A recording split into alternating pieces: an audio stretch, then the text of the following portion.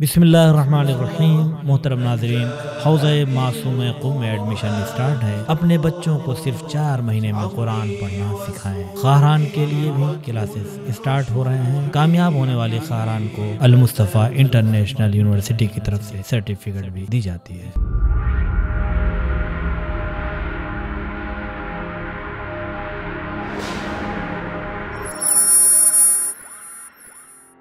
अस्सलामुअलैकुम वरहमतुल्लाहि वबरकातुहू। मेरा नाम सैयदा ऐनी फ़ातिमा है। मैं 12 साल की हूँ।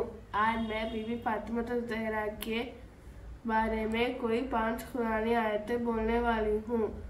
बिस्मिल्लाहिर्रहमानिर्रहीम। इन्ना हदैनाहुस्सबील इम्मा शाकिरन व इम्मा कफूरा।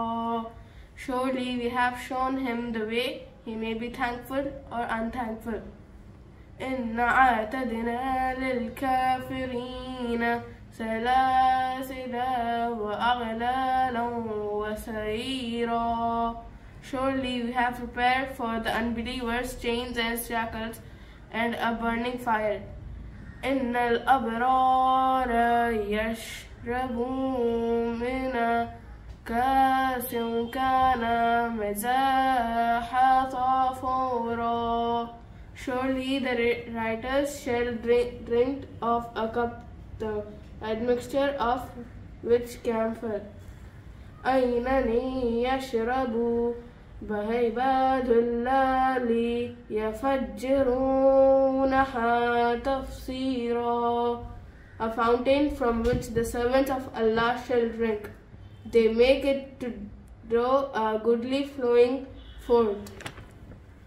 يوفون بالنذر ويغفون يوما كان شره مستطيرا. They fulfill vows and fear a day the evil of which shall be spreading for and wide. अब मैं बीबी फ़ातिमा ज़हरा के कोई 5 अक़वाल बोलने वाली हूँ। जनाब फ़ातिमा ने फरमाया, दुनिया से मुंह मोड़कर आखिरत से दिल लगाओ, हमारी पहचान है।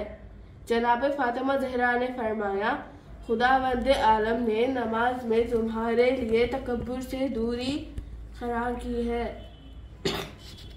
जनाब फ़ातिमा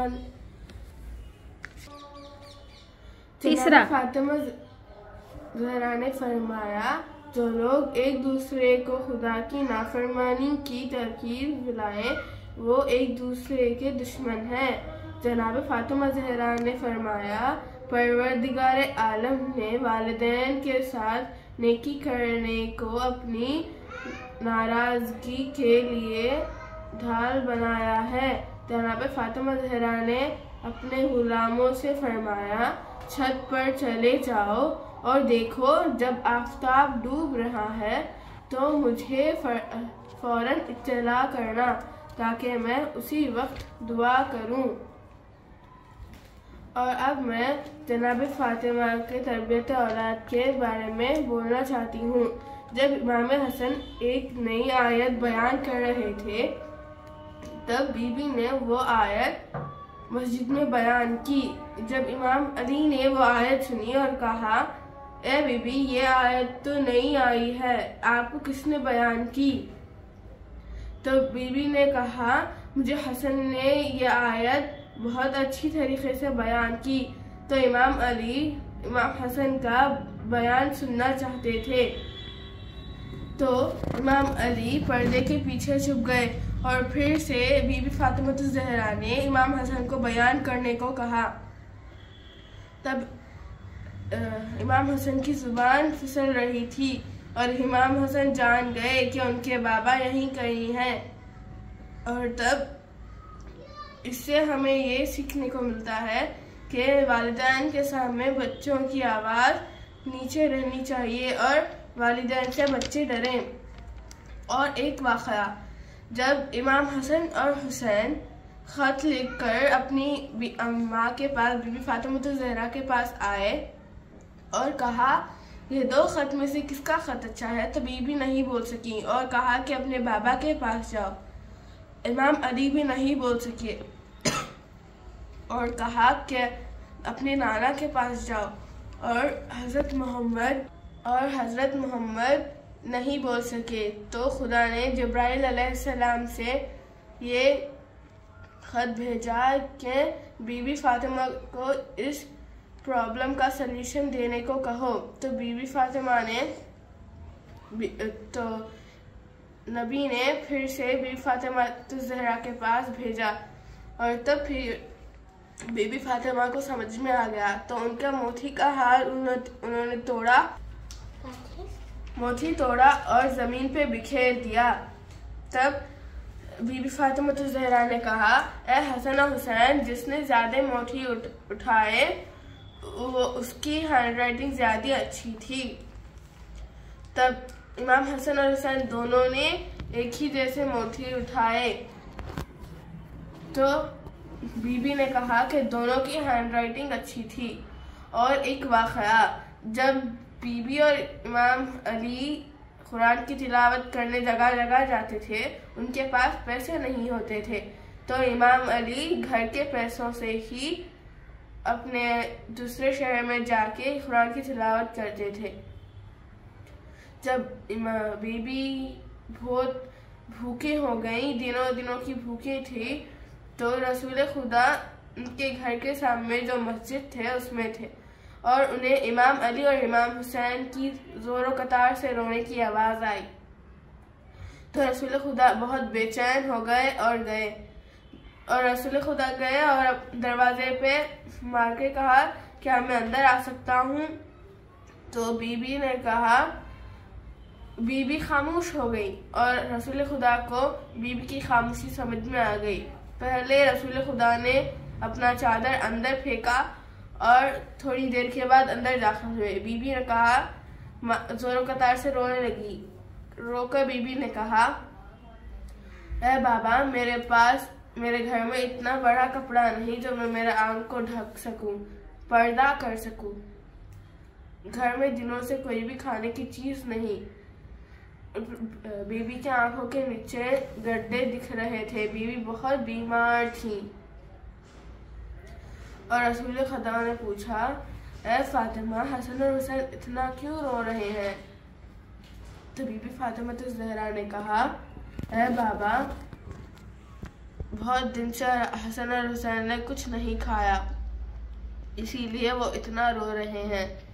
तब रसूल खुदा ने कहा, हसन को मैं मेरे कंधे पे बिठाता हूँ, इसीलिए उसको थोड़ा आराम होगा। तुम हुसैन को अपना दूध पिलाओ, वो अभी बहुत छोटा है। बीबी और रोने लगी। रसूल खुदा ने पूछा, क्यों रो रही हो? तो बीबी फरमाने लगी, मैं 4 दिन से भूखी हूँ बाबा, मेरा दूध भी खुश्क हो चुका है। तो रसूल खुदा ने अपनी ज़ुबान इमाम हुसैन के मुंह पे रखी और उनको थोड़ा आराम मिला। तभी अजान का वक्त हुआ। अजान के बाद बीबी ने मुसल्ला बिछाया।